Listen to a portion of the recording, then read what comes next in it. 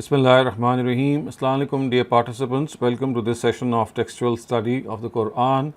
Today we will be starting off with verse 44 of Surah Maida, and we've seen how in the context previously the issues that have related to the Sharia and some of the other issues that relate to the people of the book have been discussed in detail. And this is continuing here in this passage that we are going to discuss today. Regarding how the Almighty had revealed His book Torah and how, like the Quran, it had guidance for its people. So the words are Inna anzalna Tawrata fiha hudan wa nur yahkamu biha nabiyyun allazina aslamu lillazina hadu wal rabbaniyun wal ahbar bimastuhfizu min kitabillah wa kanu alayhi shuhada فلا تخشوا الناس واخشوني ولا تشتروا بآياتي ثمنا قليلا ومن لم يحكم بما أنزل الله فأولئك هم الكافرون. So it says, we have revealed this Torah in which there was both guidance and light. Through it, the obedient prophets of God, the rabbis, and the jurists would deliver verdicts for these Jews because they had been made custodians of this book and witnesses to it. Then they were also directed about it, do not fear people, in fact fear me, and do not sell my verses for a paltry sum. And bear in mind that those who do not judge according to the law revealed by God, it is they who are the rejectors. So the first thing that you might notice here is that the Almighty says that we have revealed the Torah, and in which there is guidance and there is light. Fiha hudan wa nur. Now, guidance to the straight path, of course, is something which is very understandable, and a light which is going to take them out from the darkness of their desires, which of course relate to their religious innovations and their deviances. So, this was the reason that the Israelites were given the Torah. We know that from Abraham until the arrival of Prophet Moses, these are about 500 years in which the Israelites were organized, they were designated as a new ummah, and they were given this shape. But it was finally in the times of Prophet Moses that they could have been organized and given a book. So it was at this instance that this book was given to them. And then of course the history is then narrated that yahkamu biha nabiyyun allazina aslamu, that through it the obedient prophets of God, the rabbis and the jurists would deliver verdicts for these Jews. So we know that this is something that happened right after Moses, when between Moses and Jesus, we know a number of prophets, they came amongst the Israelites to guide them. And if you look at the verse, which says that an-nabiyyun allazina aslamu, which means through it the obedience prophet of God, he guided. So now this is like a subtle and a very sarcastic remark on the scholars of the Jews. The references to the prophets who, like these scholars of the Jews, did not regard the Torah to be a book which was mandatory to be followed by others only. In fact, they themselves were obedient to God and submitted to His laws and directives.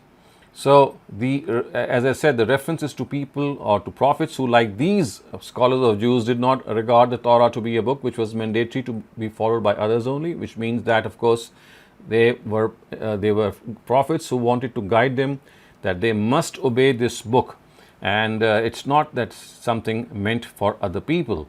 And of course, and then what it is said is bimastuhfizu min kitabillah, they had been made the custodians of the Torah, and they were told that they should not fear anyone in any way, they only fear God, and they should not sell the book of God or the revelations of God for a paltry sum, because this is something which would be absolutely unbecoming of them.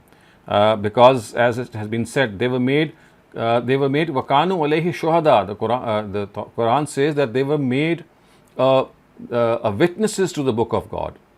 Now this is like a mirror placed by the Quran before its addressees, and the implication of these words is to make them realize their folly. So in spite of being the custodians of the book of God, they breached this sacred trust of God, and in spite of being witnesses to the Sharia of God, they so very adeptly concealed this Sharia, the very Sharia of which they were made custodians. So in other words, we have to understand that this mirror has been placed before the Jews of those times, so that in its reflection they can see what responsibilities had been imposed on them vis-a-vis the book of God, the Torah, and how their righteous ancestors fulfilled them, and how now they have made this covenant a mere child's play. So this is like something that has been placed like a mirror before them. And this is another thing that has to be understood when it is said, La tashtaru bi ayati samanan qalila, that do not sell my verses for a paltry sum. So what is implied is that they who were made witnesses were also directed to fear God while discharging their responsibilities as witnesses, and to disregard the fear and awe of others, and not breach this trust of God for their personal interests. This directive is mentioned very emphatically at all those places in the Torah where the Jews have been called to obey the covenant, to follow the directives of the Sharia. The discourse, you can see it clearly shifts from the indirect to the direct, so that diversity in address makes it more effective for the listeners.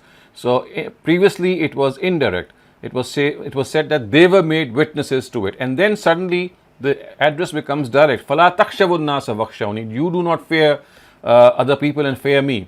So it's like a big shift, and this of course shift is made so that they can understand it, how clearly they have been addressed.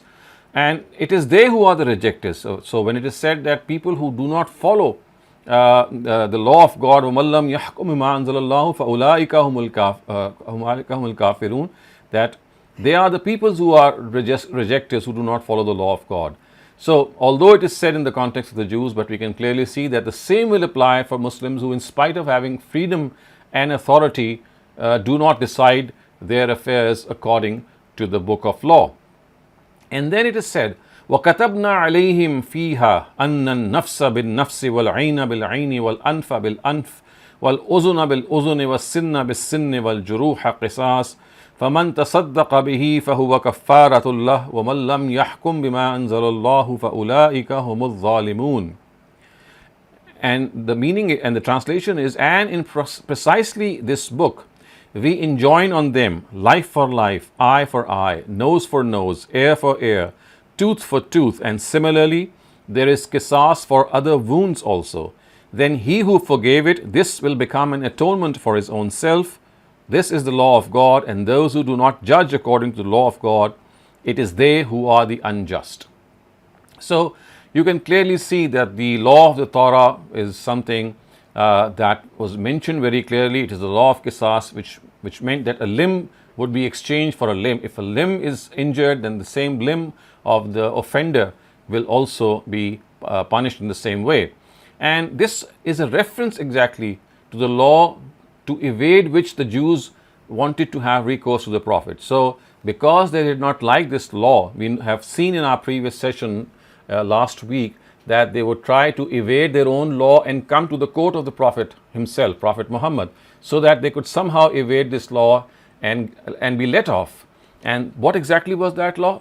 It is now mentioned that the law was, or the law of qisas, in which eye for eye, ear for ear, and tooth for tooth was mentioned. And they wanted to evade this. So the Quran has now specified that this is the Sharia of God and His eternal directive. It was written in the Torah in the same words. If they will try to escape from it, they will be regarded as zalimun. You can see the words are وَمَنْ لَمْ يَحْكُمْ بِمَا أَنزَلَ اللَّهُ فَأُولَٰئِكَ هُمُ الظَّالِمُونَ. They will be wrongdoers. And we also know at another place they are called fasiqun, which means that they are defiant in the eyes of God. Another thing that needs to be noted is the sentence which says فَمَنْ تَصَدَّقَ بِهِ فَهُوَ كَفَّارَةٌ لَهُ. It says that he who forgave it, this will become an atonement for his own self, which means that if someone forgives the offender, then this will become an atonement for his own self. So it is like it's like urging or exhorting the person who is wounded or to the heirs of the slain person that if they forgive the slayer or the wounded person, this act of virtue will become an atonement for their own sins. So the extent of this forgiveness will govern the extent of sins forgiven. And the style of the verse clearly shows that its directive is also applicable to us. So we know that in Surah Baqarah also the corroboration of this is found when it is said, Ya ayyuhal lazina amanu kutiba alaykumul qisasu fil qatla. So although in Surah Baqarah it is said that the qisas has been made mandatory upon you, here you can see that it is exactly the same which is mentioned in the Torah, and the way it is mentioned shows that it's not just specific to the Torah. It is in fact something which is specific to the Quran as well. And we also know this, dear viewers, and something that is very important to note, that all the prophets of God have brought down the same religion. And in the case of the Sharia, unless the Quran repeals any previous directive explicitly, the same Sharia shall be carried forth in the Sharia of Prophet Muhammad as well. We know there are several instances in the Quran in which he has been told to follow the religion of Abraham. And there is one occasion in Surah An'am when there is a long list of prophets mentioned, and after that it is the prophet is addressed, Prophet Muhammad, and he's told, فَبِهُدَاهُمْ اِقْتَدِهِ, you follow the guidance which has been brought by them.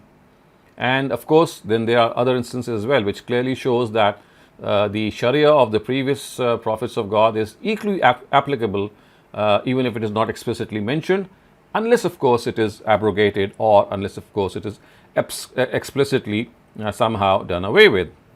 And then it is said, وَقَفَّيْنَا عَلَىٰ آثَارِهِمْ بِعِيسَى بْنِ مَرْيَمَ مُصَدِّقًا لِمَا بَيْنَ يَدَيْهِ مِنَ التَّوْرَاةِ وَآتَيْنَاهُ الْإِنْجِيلَ فِيهِ هُدًى وَنُورٌ وَمُصَدِّقًا لِمَا بَيْنَ يَدَيْهِ مِنَ التَّوْرَاةِ وَهُدًى وَمَوْعِظَةً لِلْمُتَّقِينَ وَلْيَحْكُمْ أَهْلُ الْإِنْجِيلِ بِمَا أَنزَلَ اللَّهُ فِيهِ وَمَنْ لَمْ يَحْكُمْ بِمَا أَنزَلَ اللَّهُ فَأُولَٰئِكَ هُمُ الْفَاسِقُونَ.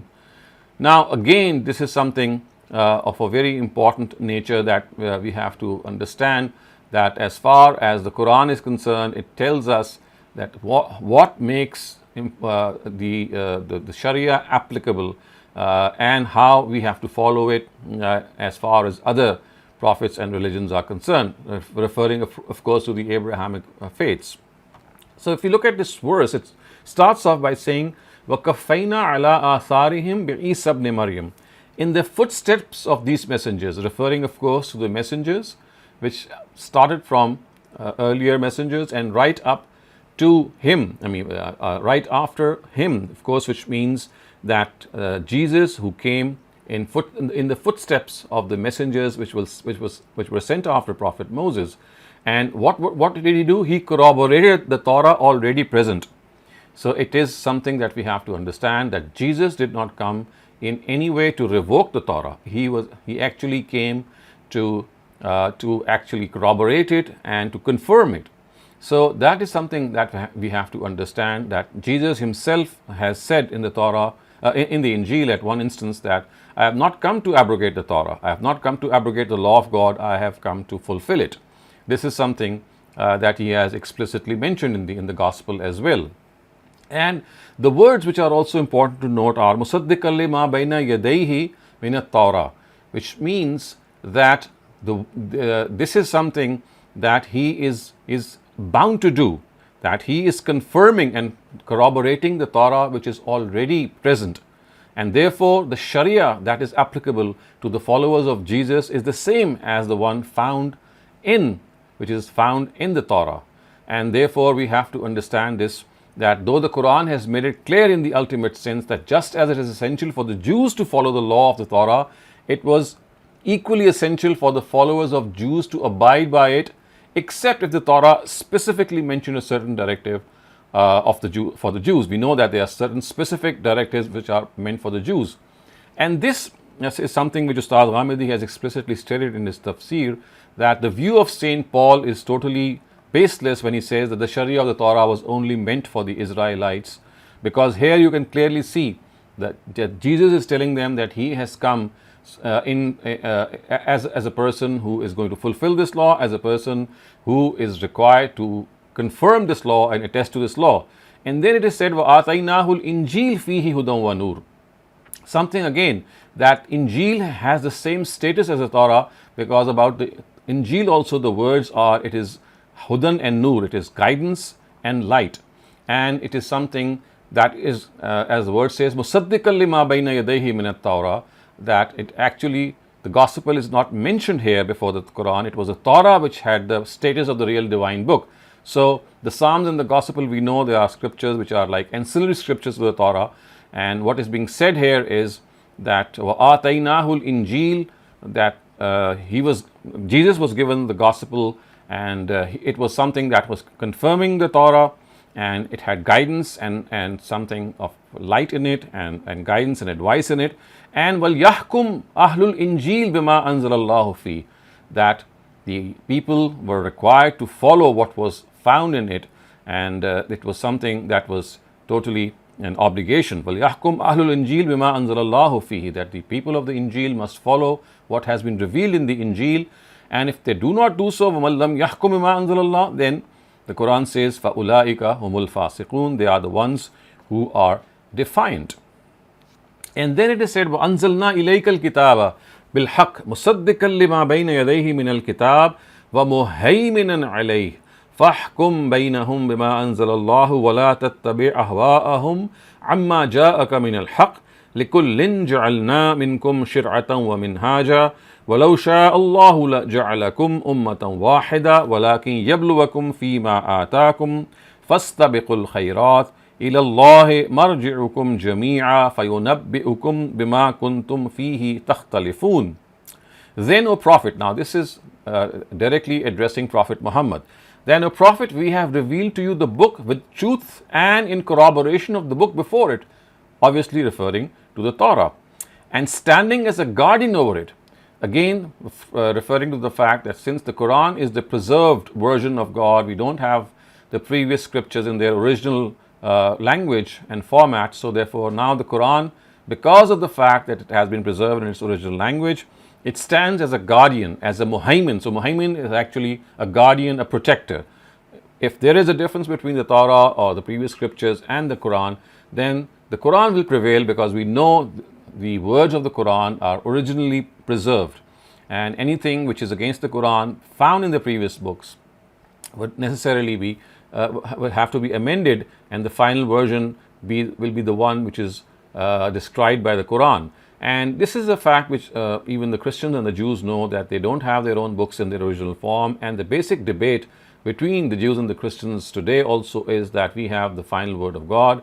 The Quran is the final word of God, and so therefore it is something that is going to always prevail. I mean, it's common sense that if, unless of course people would not be convinced of the fact that the Quran has not been preserved. However, if historically it is proven it is the final word of God and preserved without any interpolation or without any change, then it is a logical conclusion.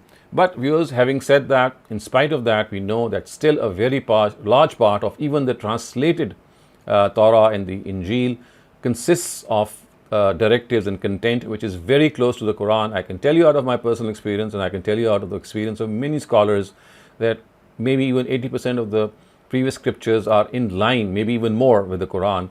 There are certain areas in which this interpolation has occurred, and that is precisely why the Quran says that it corroborates the Torah. It contests, it confirms it.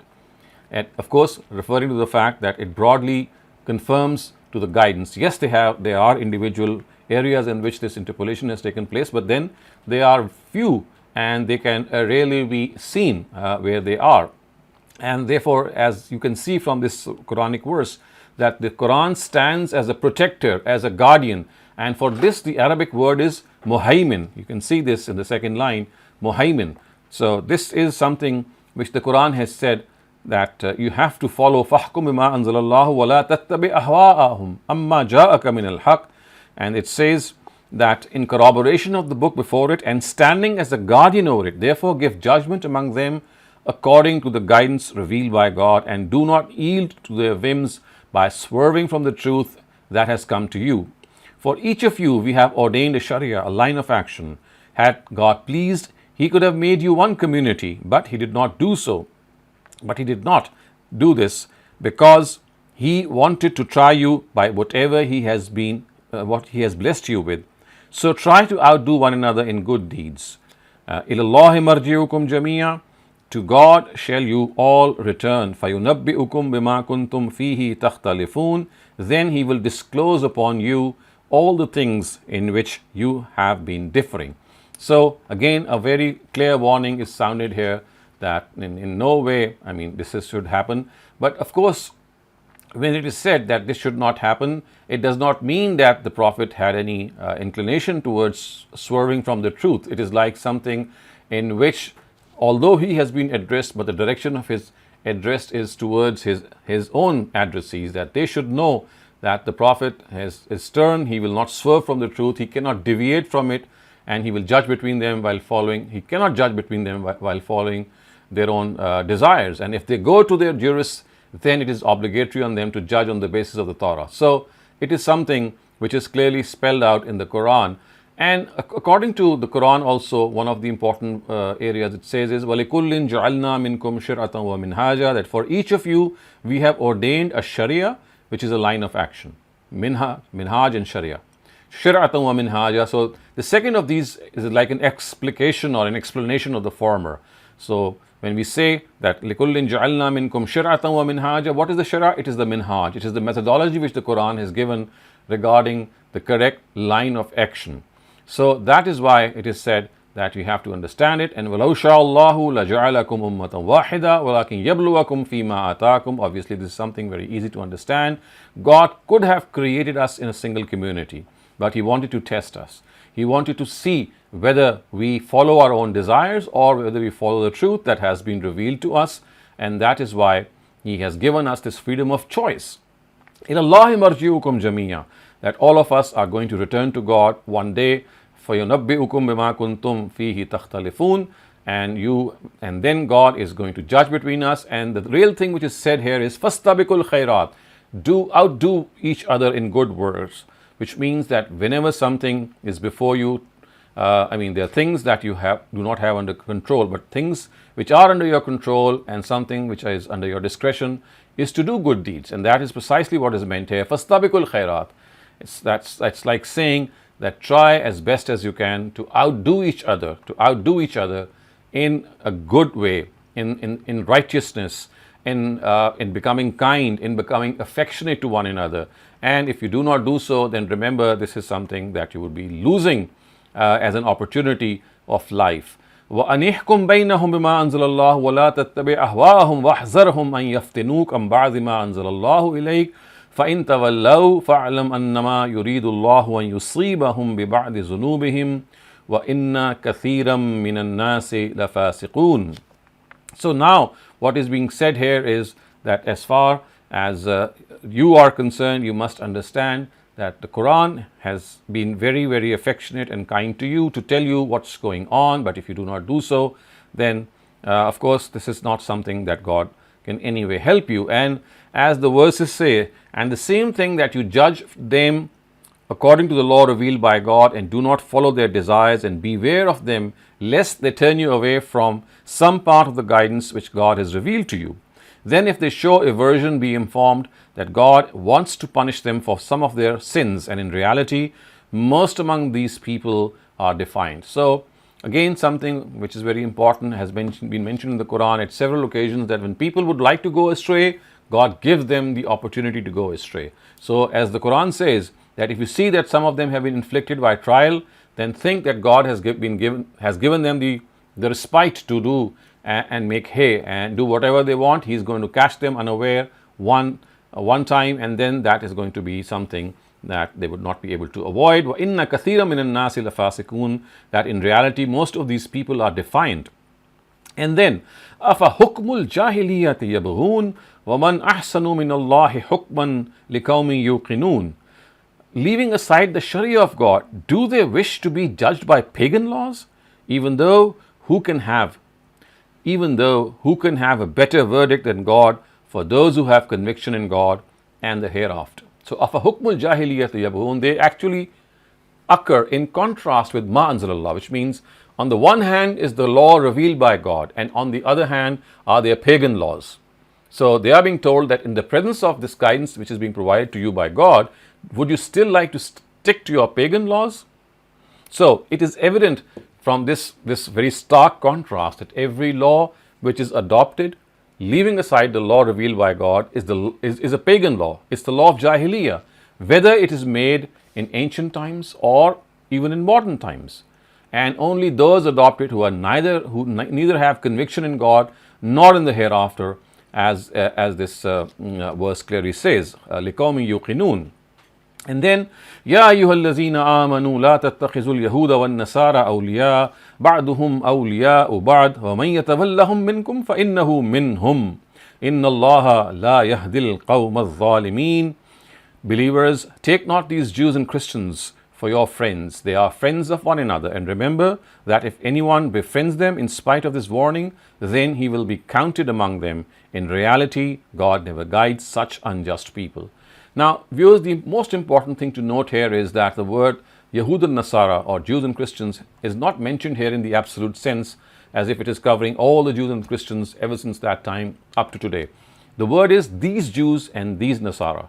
These Jews and these Christians. Al-Yahud, it has an alif lam, and the article alif lam defines it to be a particular category of Jews and a particular category of Christians to whom the truth had been unveiled, who were fully aware, the Quran says on many other occasions, that these are the people who were absolutely aware of the truth.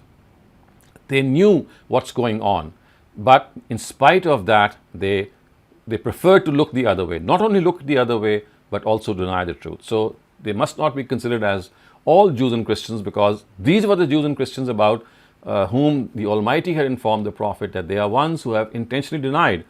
But today, of course, we can never know whether a Jew or a Christian is intentionally denying, or whether he or she is under some misconception or any lack of information. There could be several reasons.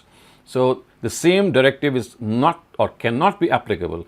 I mean, for them to be made friends of is something that was meant for those Jews and Christians whose animosity had become clear, and God had communicated that animosity to the Prophet and the companions. Not so for Jews and Christians today. And that is why it is said, وَمَن يَتَوَلَّهُم مِّنكُمْ فَإِنَّهُ مِنْهُمْ. So those who are actually people like this, that who would like to be their friends, then they will be counted among them. And concomitant indications, viewers, will show that the words Ya ayyuhallazina amanu, although the words are believers, but amongst those believers was a weak section, and of course the hypocrites were also amongst them. So you'll see as this address goes on from the succeeding verses that actually Ya ayyuhallazina amanu is referring to the hypocrites amongst Muslims who were under the influence of the Jews and who have been under mentions since the earlier verses. They have been stopped from friendship after conclusive communication. Remember, it's not that all Muslims were indulging in this. These were weak and hypocritical Muslims who were making friends of these Jews and Christians. Also, it is said that they are friends of one another. The Jews and the Christians are friends of one another, referring to, of course, the Jews and the Christians of the prophetic times. They regard Islam and the Muslims to be a common threat to themselves. And they had formed, in fact, a united front to deal with them. So, although they were at daggers drawn with one another, we know this from history and we know this from the Quran, that there were several very, very severe differences between the two. But against the Muslims, they became united. And therefore, the Quran has directed the Muslims to become united against them, and they sever all ties of friendship against them. So, as you can see, Inna Allaha la yahdil qawm az-zalimin, that in reality God never guides such unjust people. The implication is that those who are unjust to their own souls by befriending such enemies of faith and religion will never reach the destination which the Almighty has prescribed for the believers. He never shows the way to such wrongdoers. And then it is said, فَتَرَى الَّذِينَ فِي قُلُوبِهِم مَرَضٌ يُصَارِعُونَ فِيهِمْ يَقُولُونَ نَخْشَىٰ أَن تُصِيبَنَا ضَائِرَةٌ فَعَسَى اللَّهُ يَأْتِيَ بِالْفَتْحِ أَوْ أَمْرٍ مِّنْ عِنْدِهِ فَيُصْبِحُوا عَلَىٰ مَا فَعَلْتُمْ فَيُصْبِحُوا عَلَىٰ مَا أَسَرُّوا فِي أَنفُسِهِمْ نَادِمِينَ. Which means, thus you see, those who have the ailment of hypocrisy in their hearts are hastening to befriend them. They say, we fear that we might be inflicted by a calamity, but it may well be that God grants you victory or reveals something else from Himself, so that they may regret what they conceal in their hearts. Now, another thing which is mentioned here, and that is that if you look at the translation of فَتَرَى الَّذِينَ فِي قُلُوبِهِمْ, it says that we fear that we might be inflicted by a calamity.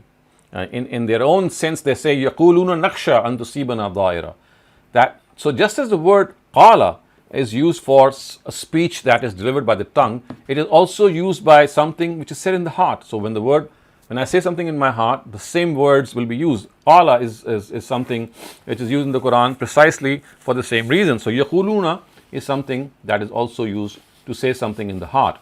And in fact, contextual indications show that here it is used in this particular meaning, because you see from the later verse, فَيُصْبِحُوا عَلَىٰ مَا أَسَرُّوا, that something that they concealed فَيُصْبِحُوا عَلَى مَا أَسَرُّوا فِي أَنفُسِهِمْ نَادِمِينَ, which means that something they will conceal in their hearts, they will become very shameful and ashamed of that. So that concealing in the heart automatically refers to the fact that the previous verse, يَقُولُونَ نَخْشَى, is actually something that they said in their hearts, not something that they uttered by words. So it is something that we have to also understand. So when the Quran says that فَعَسَى اللَّهُ يَأْتِيَ بِالْفَتْحِ أَوْ أَمْرٍ مِّنْ عِنْدِهِ, which means that he reveals something else from himself, أَوْ أَمْرٍ مِّنْ عِنْدِهِ, which it actually means to reveal something through which all the secrets of these hypocrites are revealed and they are left with nothing to say. So that is something that will come to light, and as a result of this, they will be left to worry about what they had said. وَيَقُولُ الَّذِينَ آمَنُوا أَهَؤُلَاءِ الَّذِينَ أَقْسَمُوا بِاللَّهِ جَهْدَ أَيْمَانِهِمْ إِنَّهُمْ لَمَعَكُمْ حَبِطَتْ أَعْمَالُهُمْ فَأَصْبَحُوا خَاسِرِينَ. Be convinced that this is what will happen to them, and the believers at that time will say, are they the same ones who would swear vehement oaths by God to assure you that they are with you? Alas, all their deeds came to nothing and they ended up in loss. So this is a portrayal actually. If you look at this last part, habitat a'maluhum, all their deeds came to nothing, is like a portrayal from God of the fate they will meet. After being deprived of faith and sincerity, none of their deeds will bear any fruit, and they will be ultimately left humiliated and in abject failure. So that is something very, very important to note, what will become of them at the end. And then it is said, Ya ayyuhallazina amanu man yartadda minkum an dinihi fasawfa ya'ti Allahu biqawmin yuhibbuhum wa yuhibbuna azillatin 'alal mu'minin a'izzatin 'alal kafirin yujahiduna fi sabilillahi wa la yakhafuna lawmata la'im zalika fadlullahi yu'tihi man yasha wallahu wasi'un 'alim. Believers, this is the attitude of renouncing religion. So remember that he who among you renounces his religion, who renounces religion, God does not care about him, because God will soon bring forth people whom God will love and who will love God, who are gentle to the believers and very stern to these disbelievers. They will fight for the cause of God, and in it will not care about the reproaches of a reproacher. This is God's grace. He will bestow it according to his law and wisdom to whomsoever he desires. God is munificent. He knows everything. In particular, what we have to really focus our attention to is the words فَسَوْفَ يَعْتِ اللَّهُ بِقَوْمٍ يُحِبُّهُمْ وَيُحِبُّونَهُ, that God is going to soon bring such people who will love him and they will love him, and who will love them actually. So what exactly does it mean? It actually means that it is automatically evident that neither do these hypocrites love God, nor does God love them. Instead of befriending God, his messenger, and the believers, these hypocrites have decided to befriend the enemies of Islam and faith. So God has become indifferent to them and is actually disgusted by them. So the thing which is mentioned next is that he will bring a new crop of people who will be gentle to the believers and very stern to these disbelievers. This gentleness, this softness, this humility and submissiveness to the Muslims, of course, would be very understandable, but they will be rock solid against the rejectors. They will never be able to be used by these hypocrites for their objectives. So remember, God is going to substitute them, he's going to replace them if they are going to continue with this attitude. And of course, something that has to be always understood, that they will not be molded in any way. They will be very strong, they will be very hard, difficult, burdensome, non-docile against these disbelievers.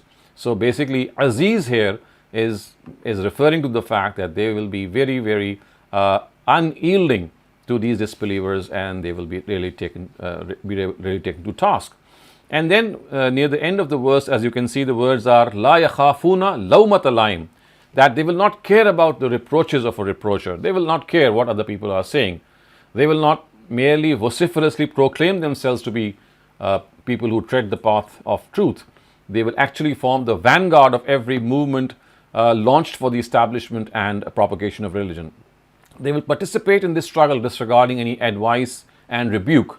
They will not give any importance to the interests and desires of these enslaved hypocrites. So basically, it is these hypocrites who are under discussion here, and they are being told that if they continue with this, then their fate is going to be really disastrous, and they are not actually realizing this disastrous fate, because once God is going to announce that their time is up, then there would be nothing left for them.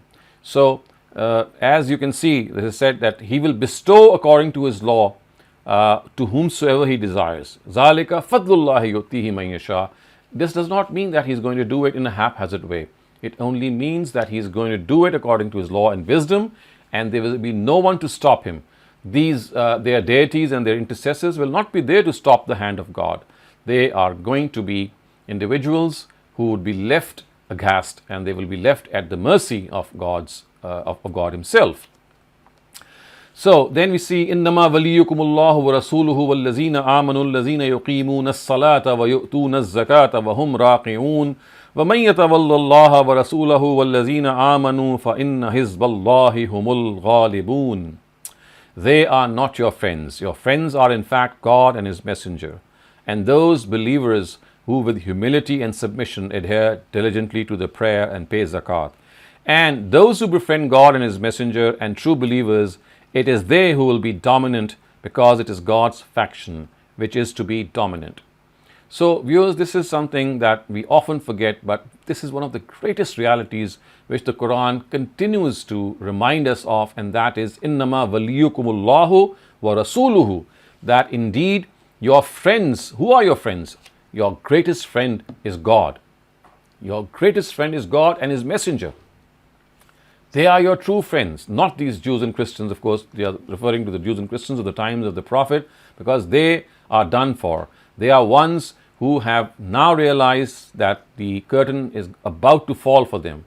They are going to pay dearly for what they have done.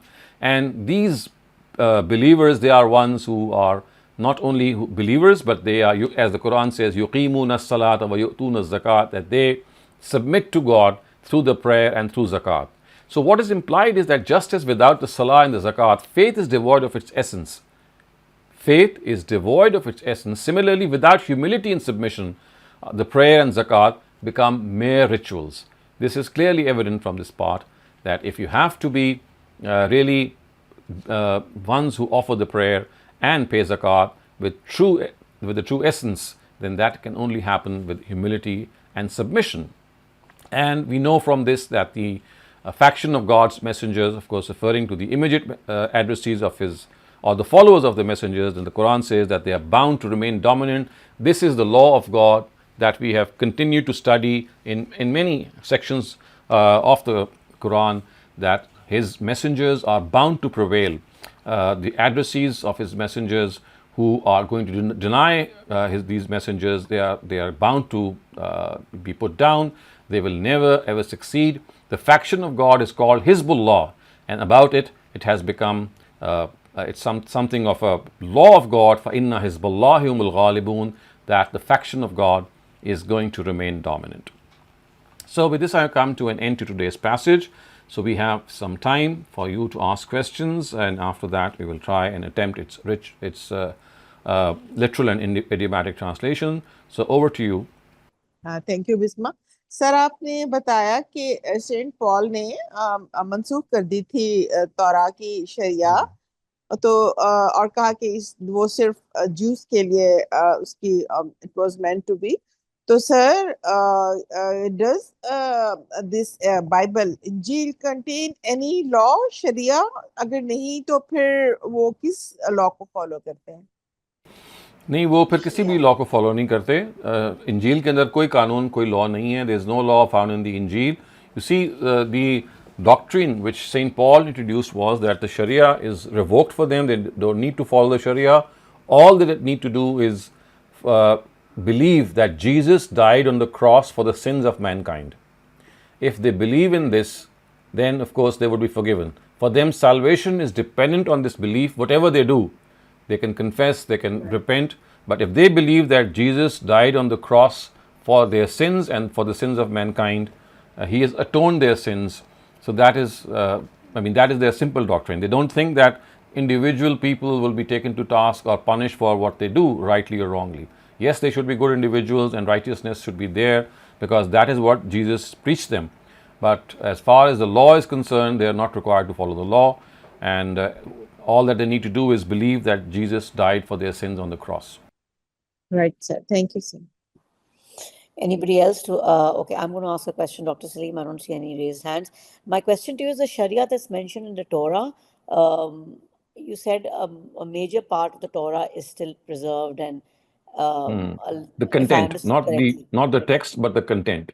the content. Okay, so is the Sharia in any way similar to our Sharia? Oh yes, very much. You'll find it to be very close to our Sharia.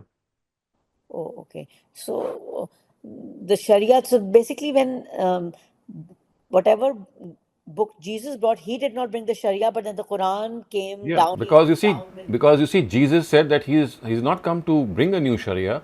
For him, the Torah is the Sharia. He is come to fulfill the law. That's what his words are. Fulfilling the law means that the law will be followed the way it has been revealed in the Torah. What extra he has brought down is the hikmah, is the wisdom of the law that the Jews had forgotten. So Jesus was primarily sent with the wisdom of the law, which the Jews had made totally barren from its essence. They had just subtracted the essence. They were after the law so much that they forgot the essence of the law. So basically, the essence and the spirit of the law is something with which Jesus was sent. So basically, Jesus brought down the softer side of the religion. Is that, if I'm understanding? Well, it's not the word soft maybe can be misleading. It is the essence and spirit of something. You see, there is, as you see, it is a form, and when we say that there is something is to be followed, then we have a letter or the form of that, and we have the essence or the spirit of that. So for the Jews, they had become they had become so bareheaded, I would say, that they started to follow the law, subtracting it from its essence, from its real spirit. So this is what, although originally it was there, but slowly and surely they just forgot it. So Jesus was sent to revive that essence of the same law. Okay, got it. Akram Bhatti Saab, please unmute your mic and ask your question. Assalamu alaikum, sir. Well, Sir, my question is about Old Testament and New Testament. If just Quran talk में है कि Jesus said that I did not bring a new Sharia. I'm here to to confirm the Torah. So then, what's the difference in today's Jew? I was talking to a Christian. I was talking to a Christian the other day. He says, "Oh, the Old Testament is the Torah, and New Testament is the Bible." So, could you please explain what's the difference in Old Testament and New Testament? I mean, Old Testament again is a term. It encompasses the Torah. It has other books as well, and the New Testament also. And primarily, it's not the Old and the New Testament that are mentioned in the Quran. So that is something of a human construct. The Quran speaks of the Torah and the Injil. So Torah was a book that was revealed to Moses. It had the law in it. Of course, the spirit of the law was also there. But since the spirit was something that was more in the form of practicing it, so slowly and surely they just forgot that spirit, and then Jesus was sent to revive that spirit. So the Injil that you have today, or the Gospel that you have today, it plainly consists of the essence of the Torah. And if you, for example, look at various passages of the Injil, you'll see that how Jesus revives the spirit and tells them that they have become slaves to the law. They try to hoodwink the law. They like the Sabbath, in which they were asked not to hunt for fish. They ended up hunting for fish by actually bypassing the law in a certain way. So in a very similar sense, what they would do is they would try to follow the Torah, but they would hoodwink the law in a way that would totally nullify the law itself. And it was as if they are following the law, but they would not be following the law because they would be sacrificing the spirit of the law. So that is why you'll find Jesus talking about how important it is to reflect on the essence of law, how important it is to find out what exactly is the reason or the hikmah that we are following the law.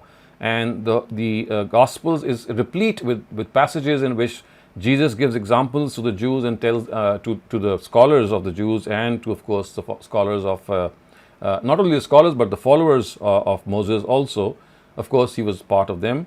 That how it is important to see that at times things are not what they seem, and also the fact that because of their continuous questioning of the Sharia of God, they had made the Sharia narrower and narrower for themselves to even follow.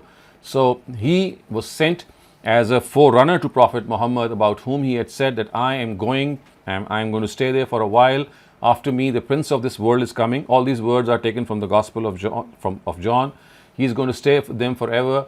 And then the Quran tells us that the purpose that Jesus had come was that he was going to give them these glad tidings that the last messenger who is supposed to come and relieve them of these legal fetters, I would say, these legal yokes that they had worn around their necks because of their intense questioning. He is going to relieve them of that. So Jesus said that I have come to give you glad tidings that after me, when I go away, the prince of the world is going to come. He's going to stay with the people forever, and you have to believe in him. And that is how we know that historically things happened. But obviously this is the history which the Quran has presented. And so the Jews and the Christians, of today at least, they do not believe in the same history. I have pointed this out several times that the Jews never believed in the coming of a Messiah. They denied Jesus, and obviously they denied Prophet Muhammad as well. Similarly, the followers of Jesus, for a very long time, they said that Prophet Muhammad is an impostor prophet, he's a false prophet. But it's only about 50 years ago when they decided that we are going to change our stance, and they now say that he is a true prophet, he is not an impostor, he's not a fake prophet. However, he's just meant for the Muslims. So what's the new Torah? I'm still confused. I'm sorry for my ignorance, but what is the new Torah? What is the new? I mean, the New Testament. New Testament. New Testament they call it. What is that called? New Testament. Okay, just a second. Just give me a second. I'm just going to tell you the exact. So you would like to know the difference between the Old Testament and the Torah? Old Testament and the New Testament. Because I was told by a Christian the Old Testament is the Torah, but New Testament is a Bible, what they believe in. Is that? So yeah, that's it. I mean, first you have to understand that the Torah and the Old Testament, they are used synonymously as if they are the same, whereas it is not. So Torah is basically the first 5 books of the Old Testament. And so that is what the Torah is. And similarly, we know that Injil is also restricted to the Gospels, and it's not something, I mean, it's always not the New Testament. But about the fact that the Old Testament, so the Old Testament, if you look at the Bible of today, it has several books. So what is said is that in the first section of the Bible, there are several books, and these several books in the first section, if you look at them, you'll find that the first 5 books of the Torah of the Bible, they are called basically the Pentateuch. So the Pentateuch means the first 5 books. So this forms the Torah. This is what the Torah is all about. The Gospel is something which is at times synonymous to the New Testament, and that is the Injil, which the Quran says was revealed to Prophet Jesus. Thank you very much. Exactly. Samina Naim, you can ask your question now. Thank you. Thank you for clarifying about the Bible, the like Old Testament and the New Testament. I just want to know, the Christ Jesus was taken up into the heavens by God, and how much of the Bible was actually revealed on Jesus? And to my understanding, I think most of the Bible, the later part, was actually all, made up later on. Well, I think that that's not very correct actually. If you would like to know what exactly Jesus spoke on behalf of God, then one of the very, I would say, prominent sources of this is what we call the Red Letter Bible. So the Red Letter Bible actually is the Bible in which the words of Jesus, whatever he spoke on behalf of God, they are all written in red. And so that it becomes clear that this is the part of the Bible or of the Injil which is from Jesus, and Jesus spoke this on behalf of God. So that it's all typed in red, and you can find this on Google. You can find it in any repository. Just type Red Letter Bible, and you'll get the Bible which according to the Christians is the Bible, or the words of Prophet Jesus that he spoke on behalf of God. So these 4 Gospels that we have today, they were just selected about, let's say, 3 centuries after Jesus passed away. Otherwise, originally we had 33 or 34 Gospels. So the famous Council of Nicaea in 329 AD, they selected out of those 32 Gospels or 33, 4 of them, and they said that these are the canonical Gospels, or the ones which are in their view authentic, and the rest are apocrypha. So apocrypha, about apocrypha, it means that they are dubious and they would not subscribe to them. So the Christian, whether they are the Protestants or the Roman Catholics, to them the 4 Gospels of Luke, John, Mark and Matthew, these are the 4 Gospels. According to them, these are the 4 canonical Gospels, these are the 4 authentic Gospels, and they are found today in all languages. You can just Google them. And out of my personal study of these, I can say that a very large part of them is in conformity with the Quran, and except for the part in which the arrival of the last messenger is concerned, that has been tempered with. So in both the Torah and in the Injil, the books revealed on Moses and Jesus respectively, the greatest act of interpolation that has been done is regarding the arrival of the last prophet, because the Torah also predicted and prophesied the arrival of Prophet Muhammad in clear words, and so did the Injil. But today's Torah and Injil, they have expunged the name of Prophet and the Quran from their texts. Although, in spite of this extirpation, you'll find that there are several sentences and attributes or sentences that can only point to Prophet Muhammad. I have discussed this a number of times earlier. I'll just repeat it for you again. That, for example, in the last book of the Bible, which is called the Book of Revelations, it was authored by John the Divine, who is a disciple of Jesus. There is a passage which says that there's a person who's going to come, and about him the words are, if you look at the Arabic Bible, for example, Yud'a Sadiqan wa Amina, and his title would be, and his name would be Sadiq and Amin. This is, even today, if you look up the Arabic Bible, you'll find the words Sadiq and Amin mentioned without naming who the person would be. And who else but the Prophet can they point to? So although his name has been expunged, but you'll still find sentences like Sadiq and Amin still there, and this is just one. Otherwise, if you look up some of the other areas of the Bible, you'll find that there are sentences which can only be spoken about Prophet Muhammad. Thus, for example, in the Gospel of John, I have just cited that earlier on, in which Jesus says that I'm going to go and send the Prince of the world, and I am not of him, and he's going to stay forever, and I'm going to go away. So obviously a prophet who's going to stay forever cannot be spoken of anyone except the last prophet of God. So as I said, these are sentences found both in the Torah and in the Injil without naming Prophet Muhammad, that you are unmistakably clear that they actually refer to none else but to Prophet Muhammad. However, of course, our brothers, Jews and Christians, they have a different interpretation of these sentences. They think that they are applied to other personalities. But I think that if you look at history and if you look at a lot of other things, then it's absolutely clear that even though the name of the Prophet does not exist the way the Quran claimed that it exists, because the Quran says that his name was actually written. Yajidunahu maktuban indahum fit Tawrat wal Injil, that in the Torah and in the Injil, the name of Muhammad was written. And remember, his real name was actually Ahmed, because Muhammad was his title. So his name Ahmed was written.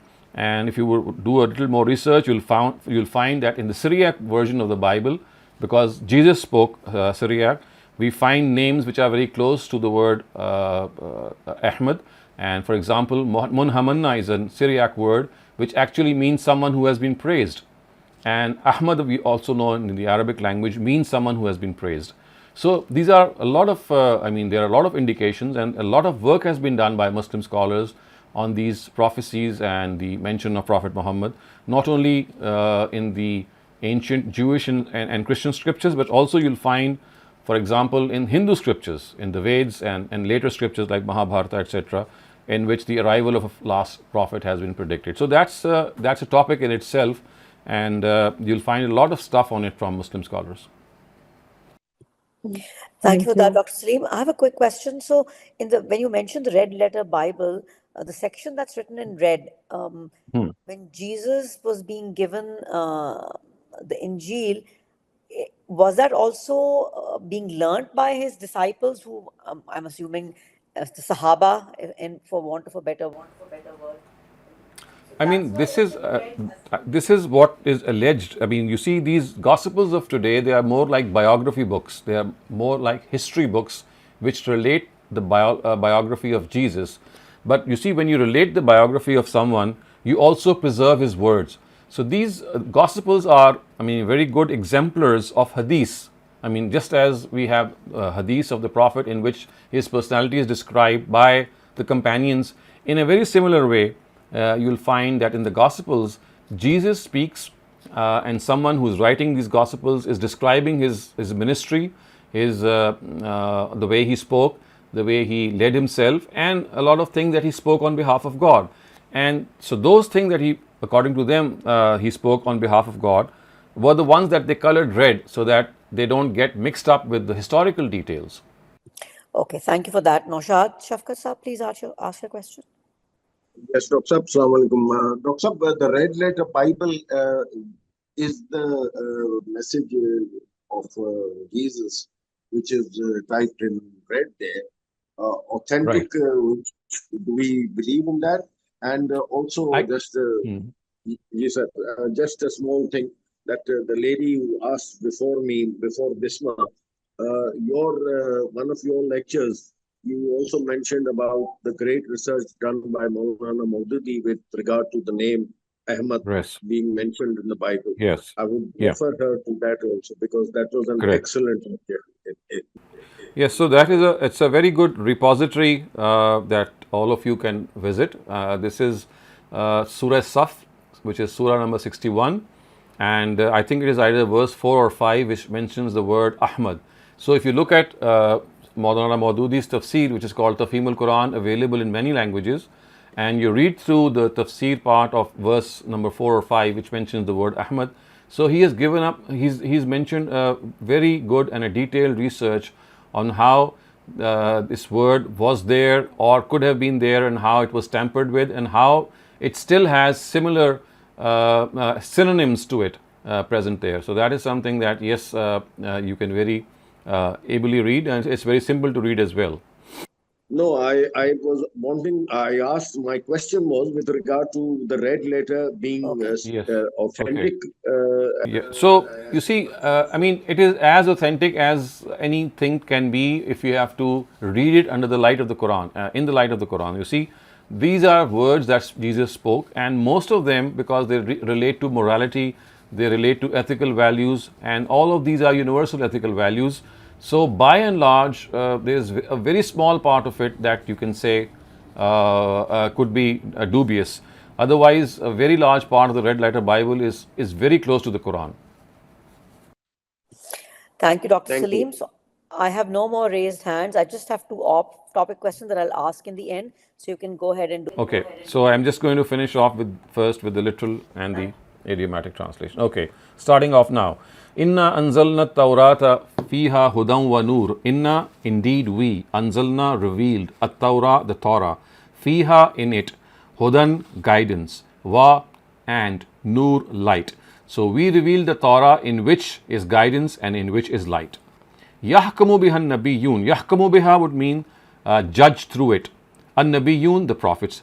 In other words, the prophets would judge through the Torah. Allazina aslamu, those who were submissive. Those of the prophets who were submissive. Allazina, those who aslamu, were submissive. Lillazina hadu, from amongst those. Lillazina hadu would mean to those who were the Jews. So, and were Rabbaniyun, and the rabbis, and al-ahbar. Ahbar, of course, is the plural of Hibr, and Hibr means a scholar.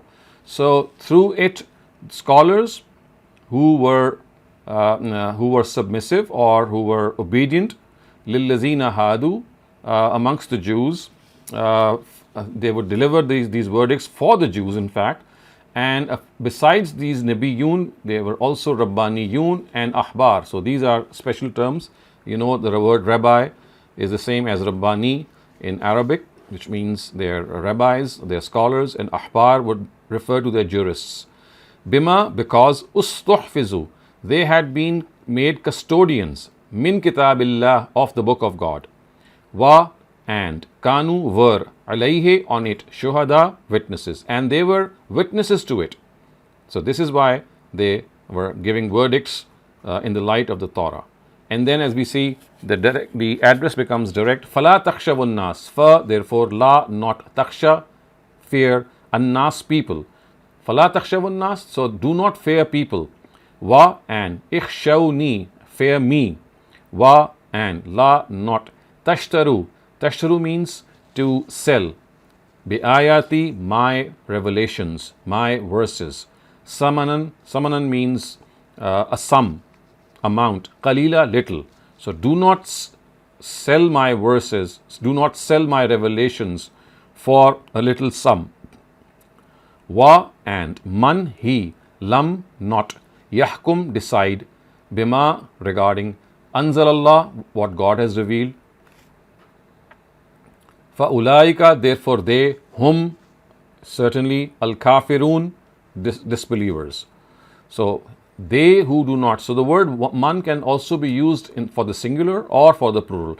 But because the later part of the verse we find that the plural is the one that is being mentioned, so we will also translate this verse in the plural form. That would mean, and they who do not decide according to what God has revealed. Wamallam, they, lam, not, yahkum, decide, bima, what, anzalallah, God has revealed. Fa'ulaika, it is they, and whom is also they, but because it is repeated, so we regard it to be an emphasized pronoun. So they indeed, al-kafirun, are the disbelievers. Wa and katabna, we ordained alayhim, on them. Fiha, in it, in the Torah. What did we ordain? An-nafsa bin nafs. An-nafs bin nafs would mean life for life, soul for soul, life for life. Al-aina bil ain, eye for an eye. Al-anf bil anf, a nose for a nose. Wal uzun bil uzun, ears for ears. Was sin bis sin, sin means teeth, so a tooth for a tooth. Wal juruh, so juruh is wounds or injuries. Qisas means retaliation or something which is given in lieu of that. Wal juruha qisas would mean, and for the wounds also there is qisas. Fa, therefore, man, he, tasaddaka bihi. Tasaddaka means who forgave. I mean, someone who forgave the offender. Bihi, through it. Fahuwa, then it became kafaratun lahu, an atonement for his own self. Wa and mallam, they who do not. Yahkum, decide. Bima anzalallah, according to what God has revealed. Faulaika hum, then it is they indeed. Az-zalimun, who are the unjust or the wrongdoers. Wa kaffayna ala asarihim. So kaffayna ala asarihim is an idiom which means to send someone one after the other without any gap. So wa kaffayna ala asarihim would mean that we sent on their footsteps, on their signs. Asar is a sign for kaffayna ala asarihim is a idiom which would mean that we send them on their footsteps. On whose footsteps? Those of Jesus. Bi Isa ibn Maryam. So we sent on in their footsteps. Who did we send? Jesus, son of Mary.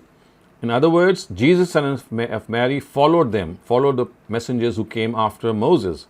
Musaddiqan lima bayna yadayhi min at-Tawrah. Musaddiqan lima bayna yadayhi is like a single idiom, which means someone who corroborates, something who testifies or confirms. Baina yadayhi means in front of them. Minat Torah, of the Torah. So he was someone who corroborated the Torah which was in front of them.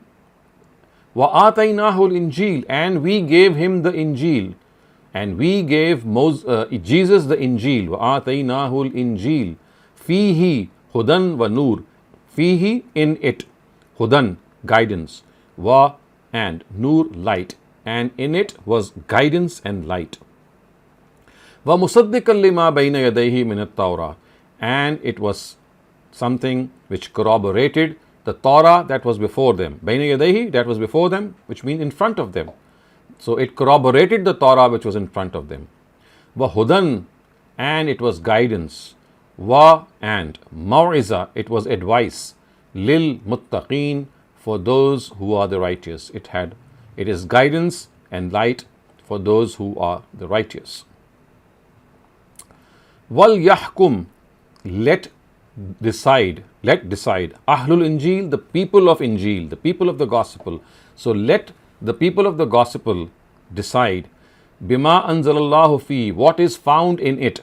So let the people of the gospel decide according to what God has revealed in the gospel. Fihi, within the Injil. Wa, and mallam, they who do not. Yahkum, decide. Bima anzalallah, according to what God has revealed. Fa ulaika, they themselves, al fasikun, it's the plural of fasik, the defiant. So they themselves are the defiant or the disobedient. Wa, and anzalna ilayka, anzalna, we revealed, ilayka, to you, al kitab, the book. Now this is the Prophet Muhammad being addressed. Wa anzalna ilayka al kitaba, and we revealed to you the book, bil haq. Bil haq means with the truth. Musaddiqan lima bayna yadayhi, in confirmation of what is before them, minal kitab, of the book. Now of course this book refers to the Torah. So the Quran was sent in confirmation of the Torah that was before them. Wa muhaiminan alayhi, muhaimin, guardian, alayhi, on it. So the Quran was like a guardian over the Torah. Fahkum, decide, bainahum, between them. Fa, therefore, fahkum, therefore decide, bainahum, between them, bima, through which anzalallah, God has revealed. So decide through which God has revealed. This is referring and ordering the Prophet. Wala tattabi ahwa'ahum, wa, and la, not, tattabi, follow, ahwa'ahum, their desires. So ahwa is the plural of hawa, and hawa in Arabic means desire. So do not follow their desires. Amma ja'aka min al-haq, so that they lead you astray from the truth. Anma, away from, ja'aka, that has come to you, minal, from, al-haq, the truth. So do not follow their desires by going away from the truth that has come to you. Ja'aka min al-haq, that has come to you from the truth, from amongst the truth. Likullin, for each, ja'alna, we have made, minkum, among you, shir'atan, a sharia, wa, and minhaja, a methodology. So for each of you we have ordained, or we have prescribed a sharia, which is the methodology. So as we discussed earlier, the waw here is for explication. The word minhaj is the explanation of shira. Wa, and law, if, sha'a, wanted, Allah, God, and if God wanted, la ja'alakum, He would have made you, ummatan wahida, one community. Ummah, community, wahida, one. He would have made you one community. Wa, walakin, but, liyabluwakum, He wanted to try you, test you. Fi, in, ma atakum, what He gave you. So He could have made you one community, but He tested you through which He had given you. Fastabiqu, so therefore take lead. Al khairat, in good works. Take lead in good works. Ila, towards Allah, God. Marji'ukum, you will return. Jamia, all. So towards God, all of you will return.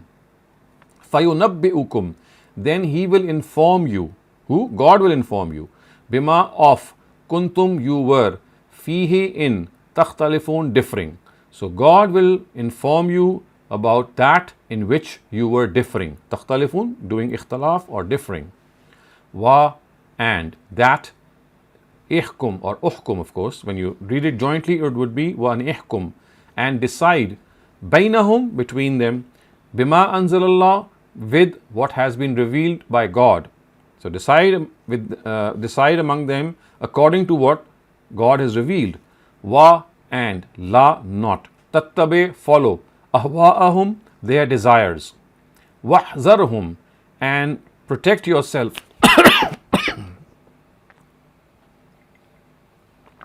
And protect yourself. Ain yaftinuka, that they might inflict you with some trial. Or ain yaftinuka am ba'di ma anzalallah. Actually, this is one whole sentence that has to be understood. أَن يَفْتِنُوكَ عَن بَعْدِ مَا أَنزَلَ اللَّهُ, that they might turn you away. أَن يَفْتِنُوكَ, turn you away from some. Ambad, from some. Ma anzalallah, what God has revealed. Ilaika, towards you. So it means that protect yourself lest they may turn you away from some of what God has revealed to you. This is a warning, or this is like a something that the Prophet has been asked to be aware of. Fa, therefore, in, if, tawallaw. Fa in tawallaw, if they turn away. Fa'alam, then know. Annama, that. Yuridullahu, God wants. An yusibahum, to inflict them. Biba'di zunubihim, because of some of their sins. So zunub is the plural of zamb, and zamb means a sin.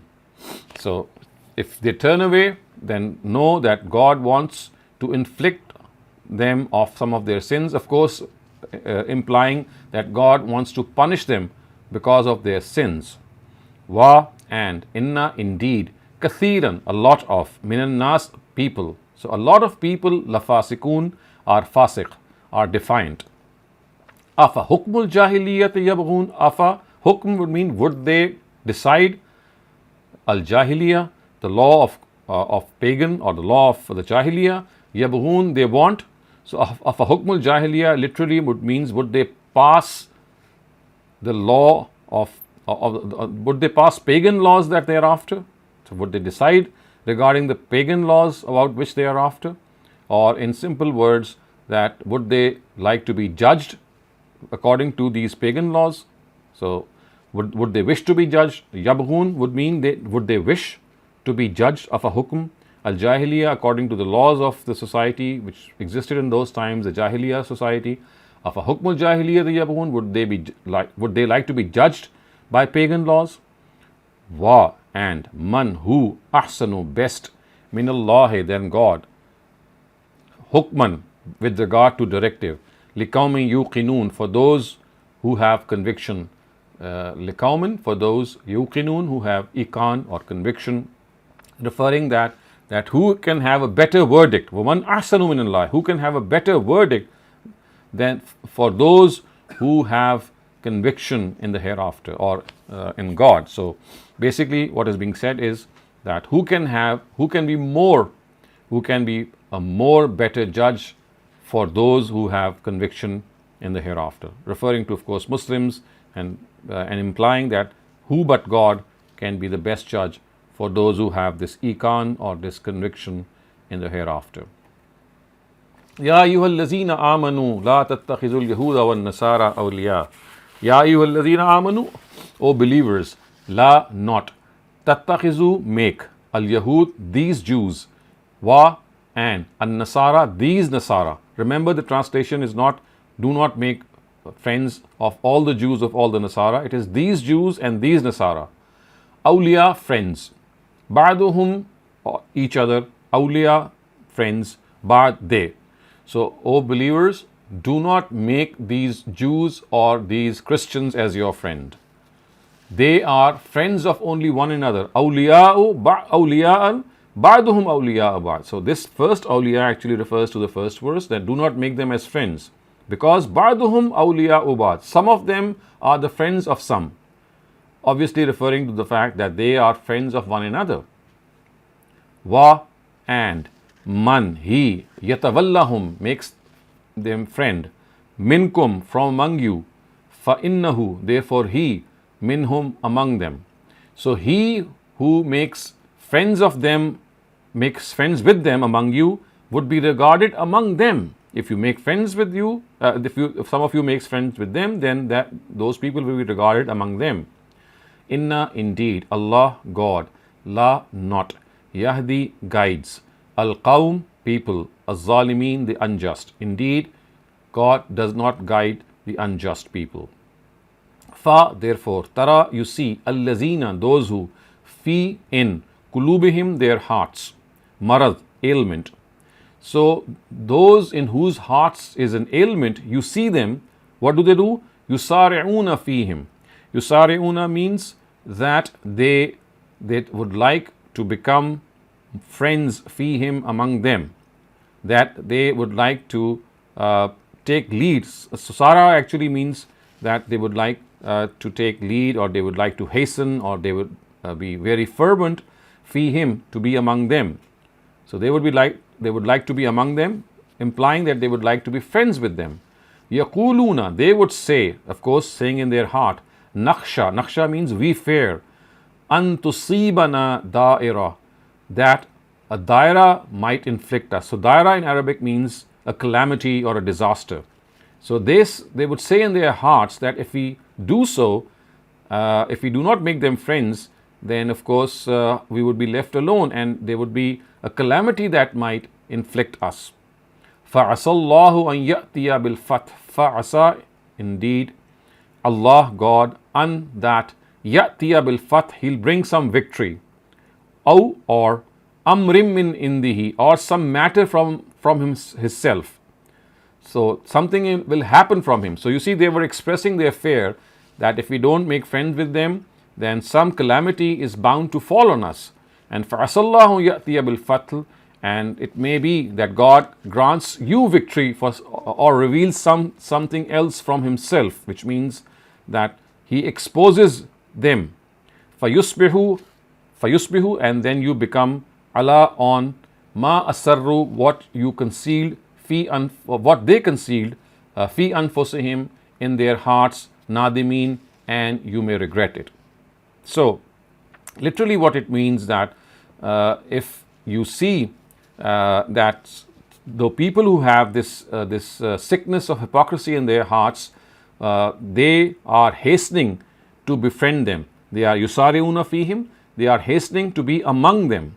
Yakuluna, they say that we fear that we might be inflicted, antusibana da'ira, that a calamity might inflict us. Fa'asallahu, but it may well be that God grants victory, which means that He may grant victory to us, or aw amri min indihi, or He reveals something min indihi, from Himself, fayusbihu, so that they become they regret on what they have concealed, ma asarru fi anfusihim, in their hearts. Wa yaqulu allazina amanu, wa, and yaqulu, say, allazina, those who amanu, believed, and those who believed say, ahaulai, are these, allazina, who aqsamu billahi, who swear by God, jahda imanihim, with their full strength, innahum lama'akum, indeed they are with you. So, and the believers will say, are they the same ones who would swear very fervently by God? Aqsamu billahi jahada imanihim would mean that they would swear by God in a very fervent manner. And what would they swear? Innahum lama'akum, that they are with you. I mean, they would swear with the believers, they will come and swear that we are with you. So of course, they would be lying in that case. Habitat a'maluhum. Habitat means goes waste. A'maluhum, their deeds will go waste. Fa asbahu, they will become khasireen, those who incur loss. So they will be those whose deeds will be wasted and they will incur loss. Ya ayyuhallazina amanu, those who believe, man yartadda minkum. So man yartadda means they who yartadda, turn away, minkum, from among you, an dinihi, from their faith. So, O believers, those who among you turn away from their faith, fasawfa, then indeed, or then very soon, ya'tillahu, God will bring, biqaumin, a nation, yuhibbunahum, whom He will love, wa, and yuhibbunahu, who will love Him, who will love Him. Azillatin alal mu'mineen. Azillah means they will be soft. Alal mu'mineen, to the believers. A'izzatin, stern. Allah, on. Al kafirin, the disbelievers. So this new nation will be soft to the believers and stern to the disbelievers. Yujahiduna, they will struggle. Fi, in. Sabilillah, the way of God. They will struggle, or they will strive in the way of God. Wa, and. La, not. Yakhafuna, fear. Laumata, reproach. Laim, of a reproacher.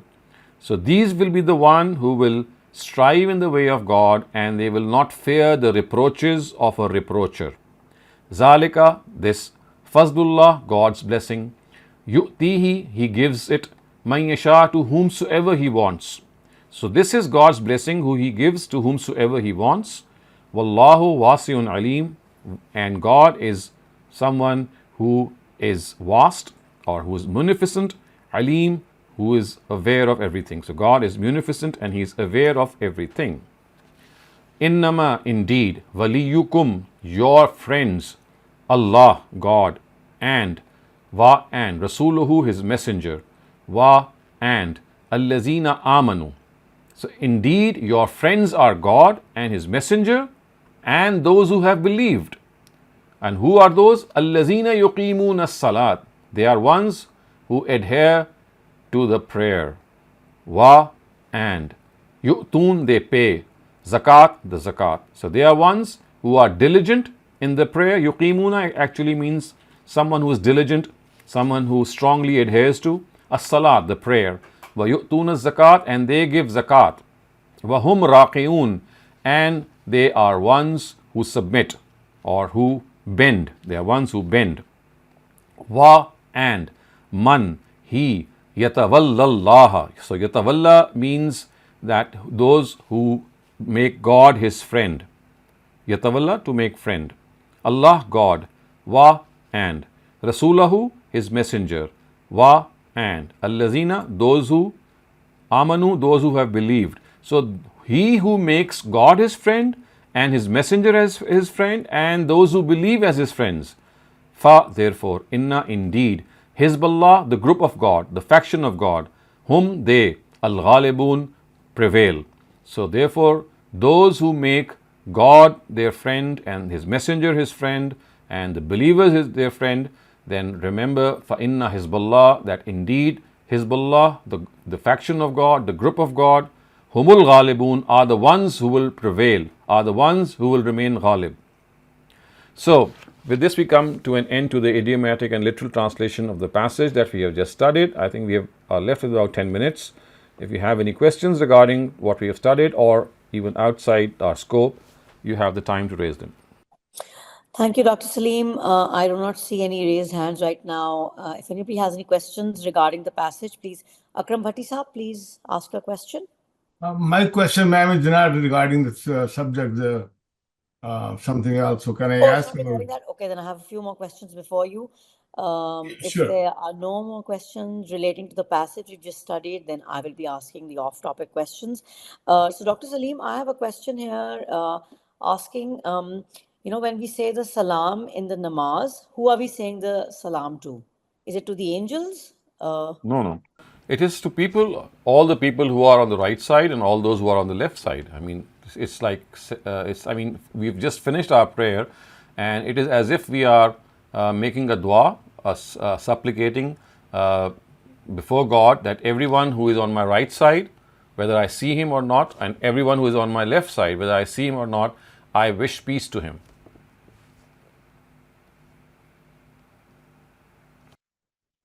Sorry, so the question asks, is it to the angels on the sides or is it to the people who...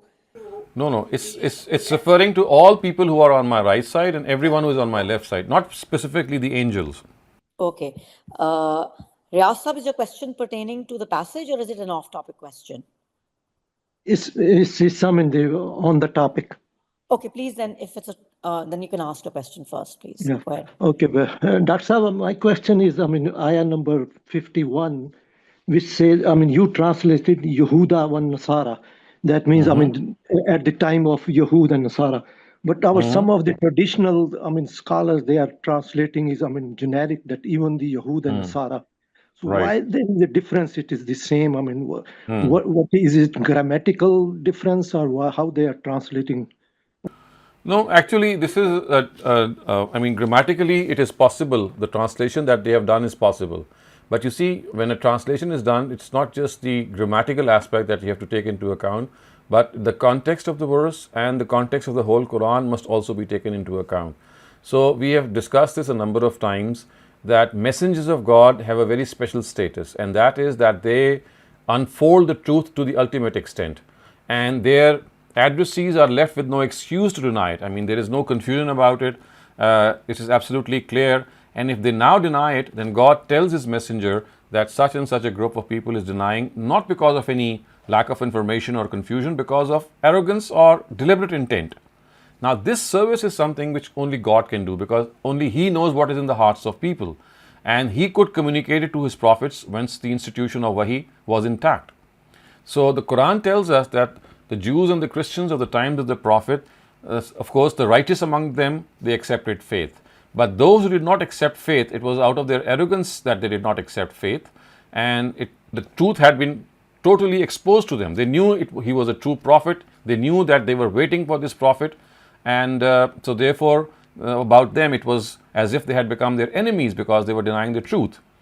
Today, of course, we cannot be in a position to ascertain whether a Jew or a Christian is intentionally denying the truth or not. Or there is not a prophet of God today who delivers the truth. You see, preachers can never deliver the truth to the ultimate extent. However much they would want to, there would still be a human error possible. This human error is eliminated in the times of God's messengers because they communicate it in such a clear way. Today, this clarity cannot be guaranteed because, of course, we are human beings, we are not prophets of God. And secondly, we can never know if the addressees are deliberately denying or not.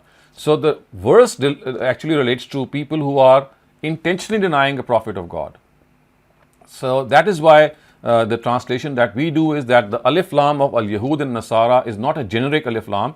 It is technically what we call the Alif Lam that specifies a genre, specifies a group of people. So that is why we translate it as these Jews and these Christians, because all Jews and all Christians cannot be classified in this directive, since to all these Jews and to all these Christians, no messenger has directly delivered God's word. It was only those Jews and Christians who were living in the times of a God's messenger who received their message.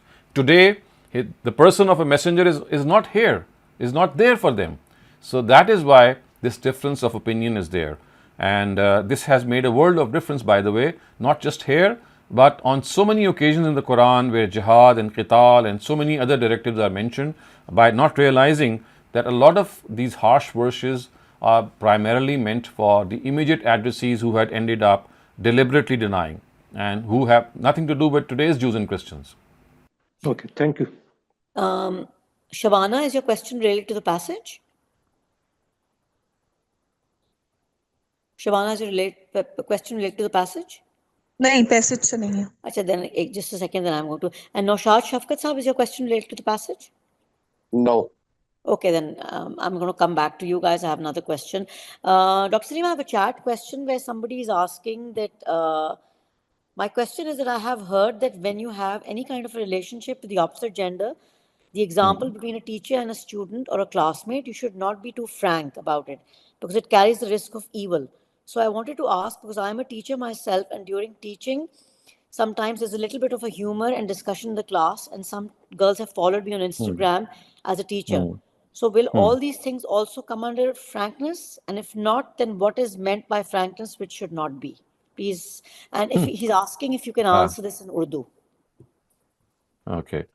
देखें, इसका मतलब सिर्फ ये है कि आपको अपने नफ्स की हिफाजत करनी है, अपने आप की हिफाजत करनी है. तो ये तो सारे प्रिकॉशनरी अहकाम हैं कि आप जब किसी खातून से, चाहे वो आपकी स्टूडेंट हो, चाहे वो आपकी, अगर डॉक्टर की बात करें, आपकी वो पेशेंट हो, अगर आप उनसे बेतकल्लुफ़ी का इजहार करते हैं तो वो बेतकल्लुफ़ी एक ऐसी चीज़ है कि जो बढ़ सकती है. तो ये एक एहतियात का की एडवाइस है, और इसी में से वो एडवाइस भी है जो नबी सल्लल्लाहु अलैहि वसल्लम ने फरमाई कि आप किसी खातून से अकेले में मुलाकात ना करें, क्योंकि उसके नतीजे में ज़ाहिर है कि कोई तोहमत भी लगा सकता है और आपके दिल में भी ऐसे ख़यालात आ सकते हैं कि जो नामनासिब हों. यही मामला आपके स्टूडेंट का भी हो सकता है.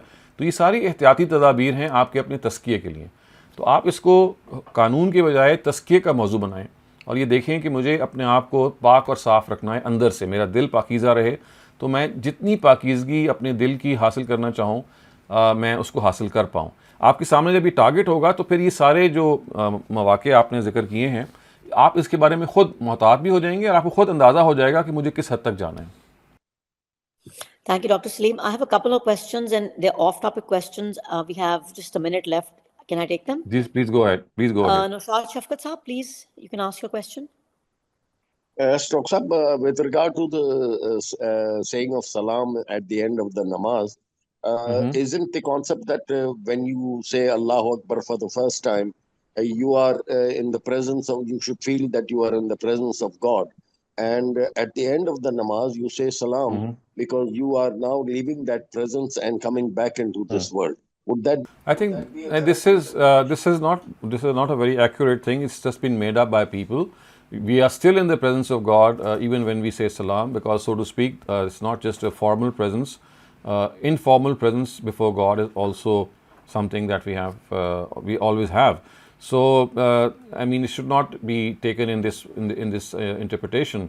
The thing is that when we finish our salat, we are actually now entering the temporal world, and we are entering this temporal world with a wish for peace for everyone. So this is like coming out of God's presence. Yeah. Thank you. Bhatti Sahab, do you still want to ask your question? My question, yeah, I can ask Yeah, please go ahead. topic-related question. Another question I will ask some other day because right now Okay, that's fine. Shabana Ansari, please ask your question. Assalamu alaikum. Dr. Saab, yesterday you forgot to share your defining moment. So it's your turn if you are easy. I think let's leave it for, or maybe if is there another question? Do we have any more questions? No. Dr. Saleem, we do not have any questions right now. Okay, I think I'll just share some small thing with you. Let me also brief the people who might not be present yesterday that there was a discussion on our study circle that what is the defining moment in the lives of the people who participated in that discussion. So Shabana is asking that what was my defining moment. I can say that one defining moment, or the most defining moment in my life, which I still remember, and I thank God for that. I mean, although it's not a very thankful thing, but so to speak it is, and that was the death of my father when I was just 13 or 14 years old a long time ago, and that changed the course of my life actually. Although it was a very tragic incident, it was something that I could not digest for a very long time, but it changed the whole trajectory of my life, and I became a different person and ultimately ended up as a student of religion. Thank you so much for that, Dr. Saleem. That is so meaningful. I think we've all who've lost our parents can relate to that. Thank you for sharing that with us. And with that, we will be ending the session.